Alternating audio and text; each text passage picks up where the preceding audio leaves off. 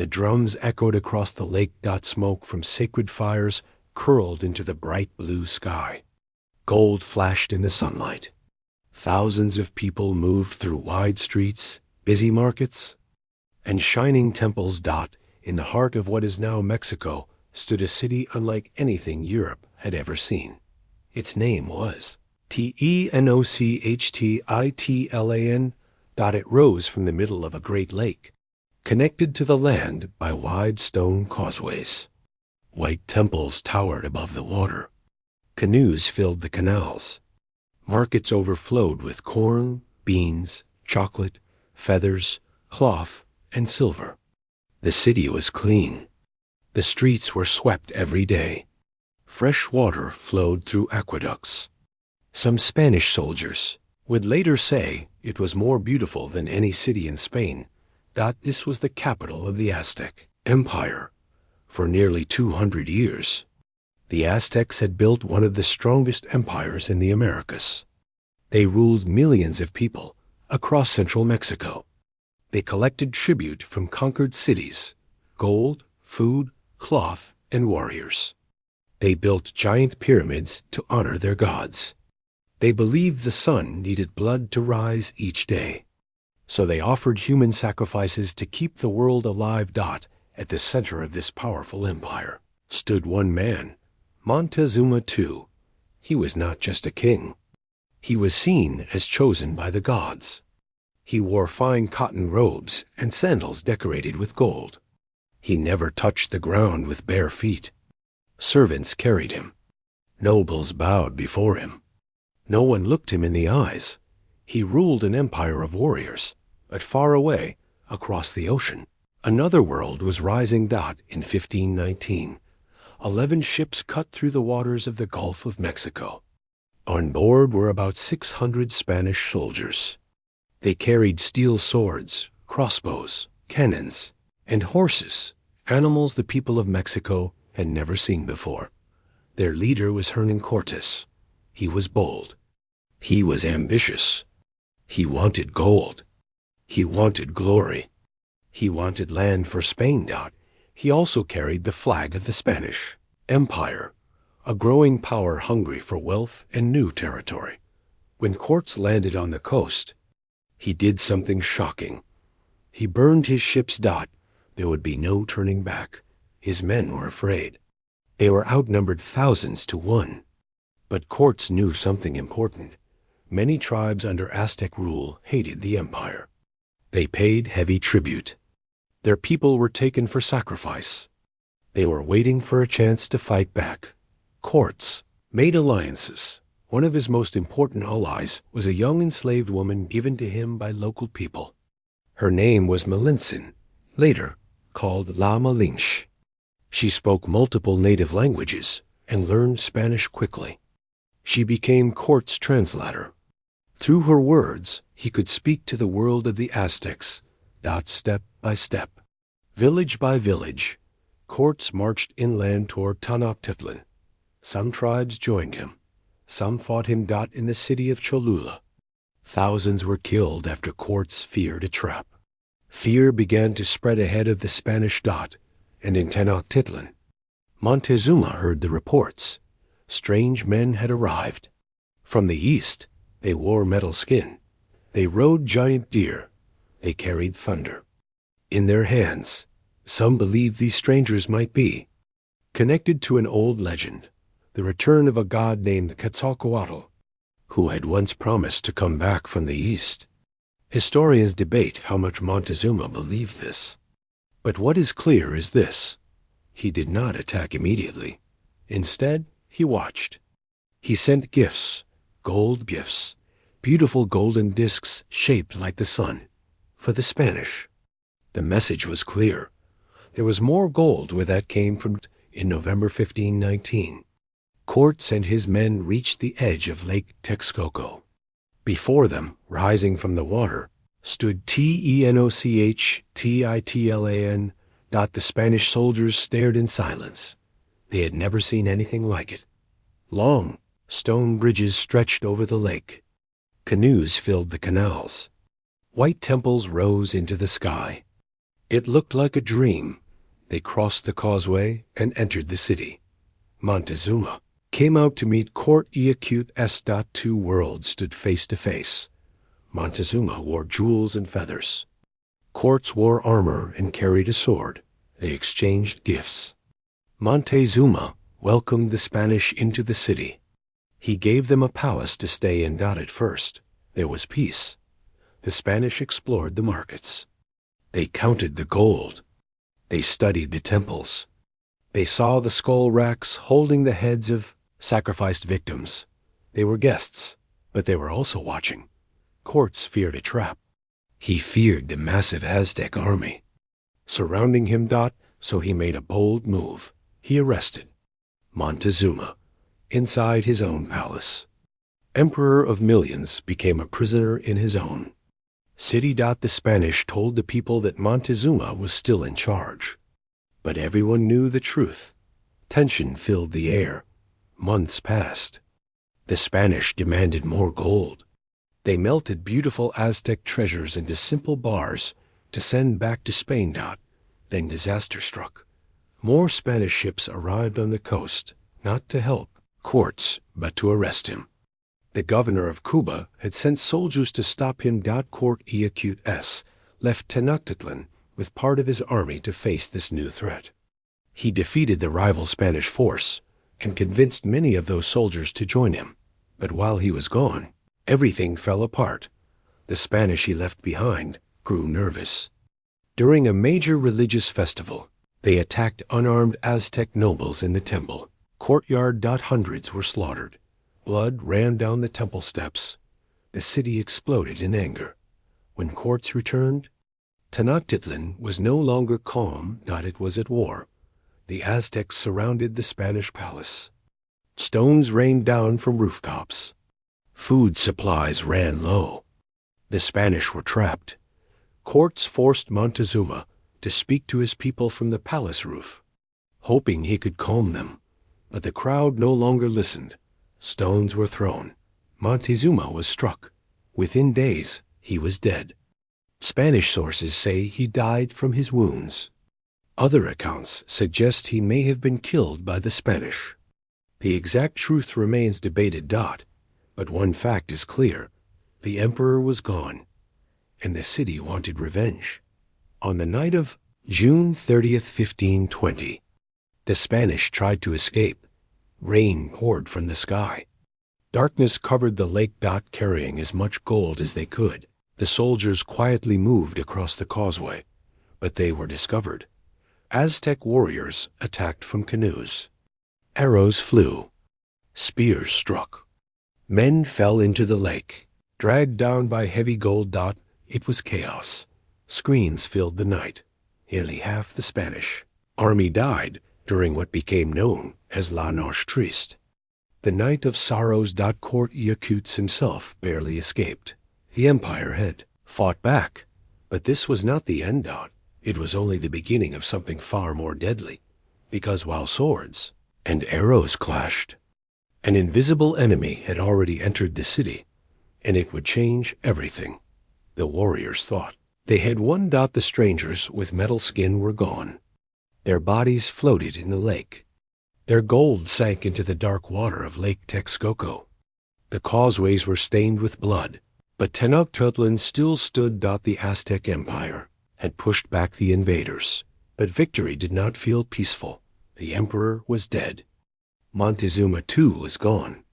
The people mourned, but they also prepared for more war. They knew the Spanish would return. A new ruler was chosen. Cuauhtémoc, Montezuma's brother. He had helped lead the fight against the Spanish during their escape. He was strong, determined, ready to defend the city. The Aztecs repaired bridges the Spanish had broken. They strengthened defenses along the causeways. Warriors sharpened obsidian blades.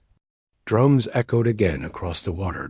They were ready, but something strange began happening soon after the Spanish fled in the summer of 1520. A sickness appeared. At first, it seemed small. A few people developed fevers. Then red spots appeared on their skin. The spots turned into painful blisters. The blisters filled with pus. Victims burned with heat. Some went blind. Many could not move. The disease spread fast. It passed from house to house, from family to family. People lay helpless on mats. Too weak to stand. Too weak to drink water. Too weak to care for their children. It was smallpox. The virus had arrived with the Spanish, carried unknowingly by one infected man from their earlier expedition. The Aztecs had never seen it before. They had no immunity, no medicine, no protection. In crowded Tenochtitlan, the disease moved like fire. Within weeks, thousands were sick. The strong warriors who had defeated the Spanish now lay trembling and covered in sores. Priests died. Farmers died.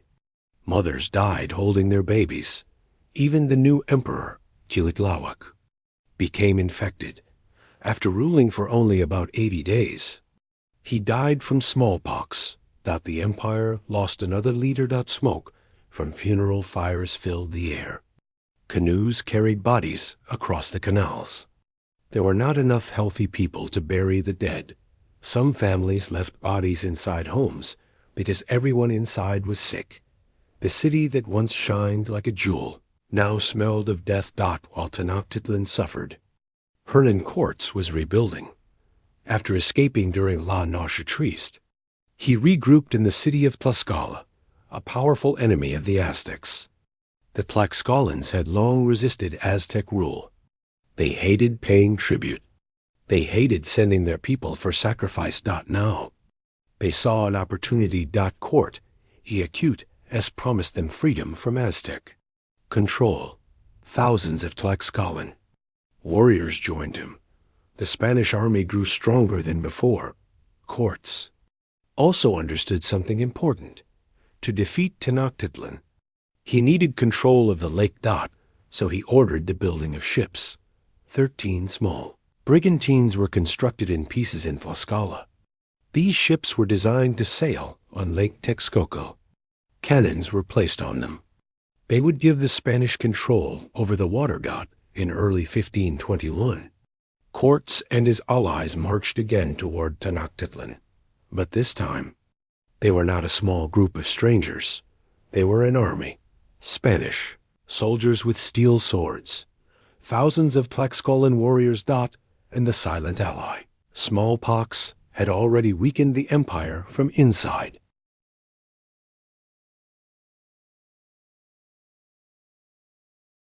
Inside Tenochtitlan, a new emperor had been chosen. Cuauhtémoc. He was young, about 25 years old. Brave, fierce, determined, he knew the situation was desperate. The population had been cut down by disease. Many experienced warriors were dead. Food supplies were low. Fear spread as quickly as the sickness. But Cuauhtémoc refused to surrender. He strengthened the city's defenses. He ordered bridges destroyed to slow the Spanish. He prepared every warrior left to fight. In May 1521, the final siege began. Cortés launched his brigantines onto Lake Texcoco. The ships cut through the water, their cannons roaring. They attacked Aztec canoes and controlled the lake routes. The causeways became battlefields. Day after day, the Spanish and their allies advanced slowly into the city. They destroyed buildings as they moved forward so the Aztecs could not reuse them. The fighting was brutal. Aztec warriors fought with obsidian blades called macuhuitl. They tried to capture enemies alive for sacrifice. They attacked from rooftops and narrow streets. They pulled Spanish soldiers into canals. The Spanish responded with steel swords, crossbows, guns, and horses. Cannons blasted through walls. But it was not just weapons that decided the battle. Starvation began to grip the city. The Spanish controlled the lake, cutting off food supplies. The aqueducts that brought fresh water were destroyed. People were forced to drink dirty water from the lake. Hunger hollowed faces. Children cried through the night. People ate whatever they could find: weeds, leather, even dirt mixed with water. The once great markets of Tenochtitlan were silent. Bodies lay in the streets, too many to count. Yet Cuauhtémoc refused to give up.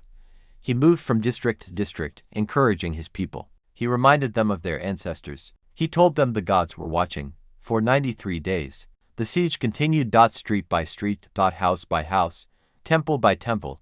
The The beautiful city described by Spanish soldiers just 2 years earlier was now in ruins. By August 1521, Tenochtitlan was barely standing. Buildings were destroyed. Canals were filled with rubble and bodies. The smell of death was everywhere. On August 13, 1521, Cuauhtémoc attempted to flee the city by canoe, but he was captured by Spanish forces on the lake. He was brought before Cortés. The young emperor stood defeated but proud. According to Spanish accounts, Cuauhtémoc told Cortés to kill him with his own dagger, saying he had done all he could to defend his people. Cortés did not kill him immediately. Instead, he kept him prisoner. With Cuauhtémoc's capture, the fighting ended. Tenochtitlan had fallen. In just 2 years, from the arrival of Cortés in 1519 to the fall of the city in 1521, the Aztec Empire collapsed, but it did not simply vanish. It was destroyed by war, by alliances, by steel, and by disease. The Spanish began tearing down what remained of the city. Temples were broken apart. Stones were reused to build a new colonial capital on top of the ruins of Tenochtitlan. A new city would rise, Mexico City. The world of the Aztecs was ending, but the story was not over. Because conquest did not mean peace. And survival did not mean freedom. Cuauhtémoc still lived, and the people of Mexico were about to face a new kind of rule. Part 3: The Fall of an Empire. The birth of a new world city was silent. Where drums once echoed across the lake, there was only smoke. Where markets once overflowed with color, there were only broken stones. Tenochtitlan, the shining capital of the Aztec Empire, was no more. On August 13, 1521, after 93 days of siege, the city fell. The last emperor, Cuauhtémoc, stood as a prisoner before Hernán Cortés. He had fought until there was nothing left to defend. Now, the empire his ancestors built was in ruins, but the suffering was not over. It was just beginning. A city rebuilt on bones. Spanish did not simply take control of the city, they erased it. Temples were torn down. Sacred pyramids were broken apart stone by stone. Idols were smashed. Gold was melted. Feathers were burned. On the ruins of the Aztec capital, the Spanish began building a new city. It would become Mexico City, capital of what would soon be called New Spain. Churches replaced temples. Crosses replaced Aztec symbols. Spanish laws replaced Aztec rule. The land that had belonged to nobles and warriors was divided and handed to Spanish settlers. The Aztec people were forced into labor systems like the encomienda, where they worked for Spanish landowners. They farmed, they mined, they built churches and roads. They paid tribute, not to their own emperor, but to a distant king across the ocean. The Spanish Empire now ruled this land, and Spain wanted wealth. Silver mines opened across Mexico.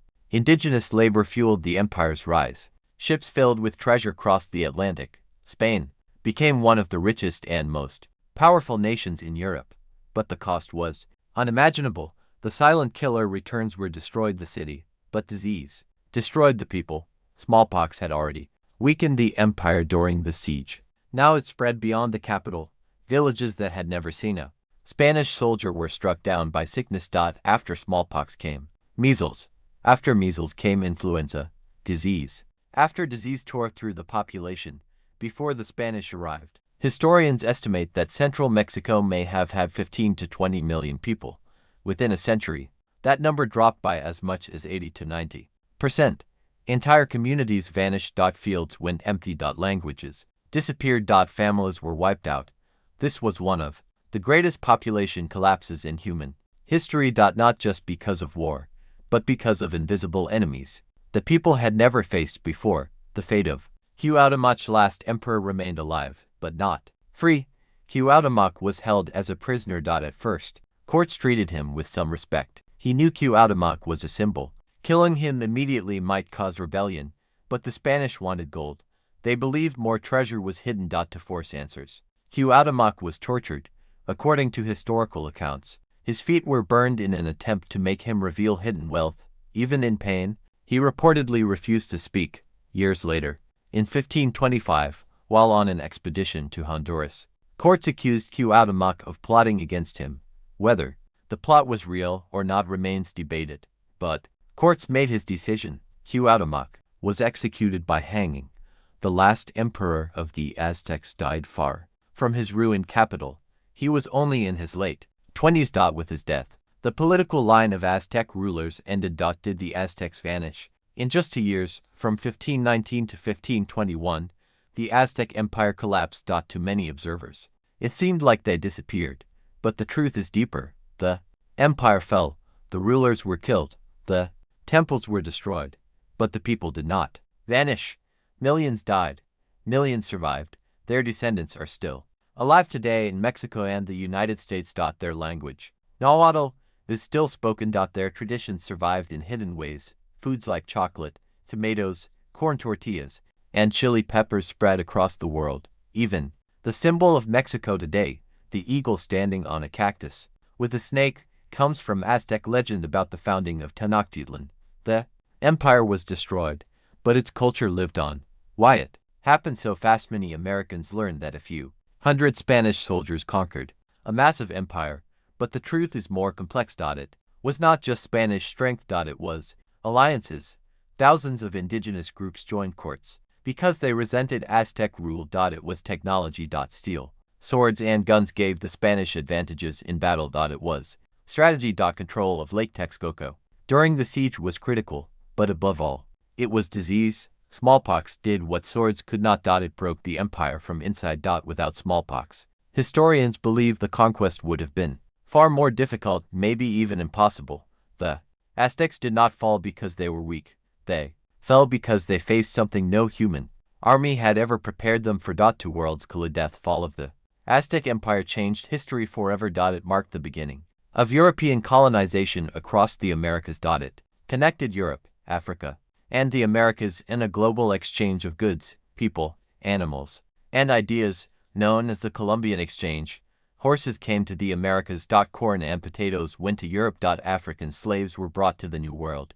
Entire continents were reshaped for the people of Mexico. The conquest created a new mixed identity, indigenous, Spanish, and later African influences blending together. Modern Mexico was born from both destruction and survival. The lake is gone today. If you visit Mexico City, you will not see the Great Lake where Tenochtitlan once stood. Lake Texcoco was drained over centuries. The canals are mostly gone. Cars fill the streets instead of canoes. But beneath the city, the stones of Tenochtitlan still rest. Archaeologists continue to uncover temples and artifacts. The past is still there, buried, but not forgotten. The empire did not vanish like smoke. It was conquered. It was reshaped. It was forced to change. And from its ashes, a new world rose. In just 2 years, one of the greatest civilizations in the Americas fell, not because they were primitive, not because they were weak, but because history turned in a brutal, unstoppable way. Steel met stone, faith met faith, disease met humanity, and the world was never the same again. The Aztec Empire ruled Mexico. Then, in 2 years, it collapsed, but its heartbeat still echoes in the culture, the language, and the people of Mexico today. The empire is gone. The legacy remains.